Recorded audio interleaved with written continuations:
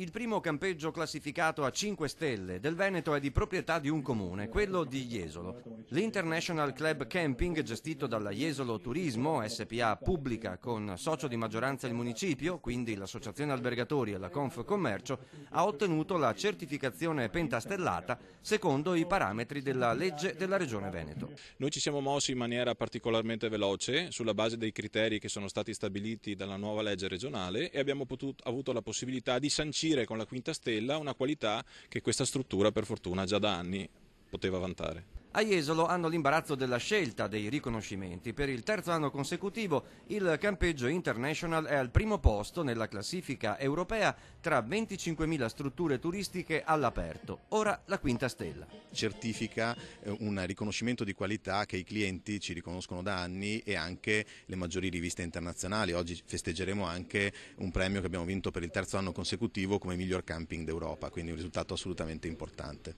Un campeggio all'avanguardia sotto tutti i punti di vista anche ambientale, oltre che nei servizi che offre ai propri clienti, quindi direi è un risultato meritato e che premia sicuramente la costanza e la bontà delle iniziative che questo campeggio fa. Una struttura che dà lavoro a 80 addetti e che può ospitare fino a 500 persone. Una curiosità: dei 132 bungalow presenti, alcuni vengono affittati anche da jesolani. Un club camping della città e nella città, con l'apertura di una nuova porta direttamente sulla zona pedonale a servizio delle attività che si trovano alla fine della ZTL. Anche la Regione Veneto vuole essere partecipe, lo ha dimostrato con la legge 11 del 2013 che ha proprio istituito la quinta stella da poter mettere anche su queste strutture ricettive come i campeggi. Oggi è una bella giornata in tutti i sensi, calda ma in tutti i sensi buona per questo turismo di Jesolo e soprattutto per la città di Jesolo va i nostri complimenti.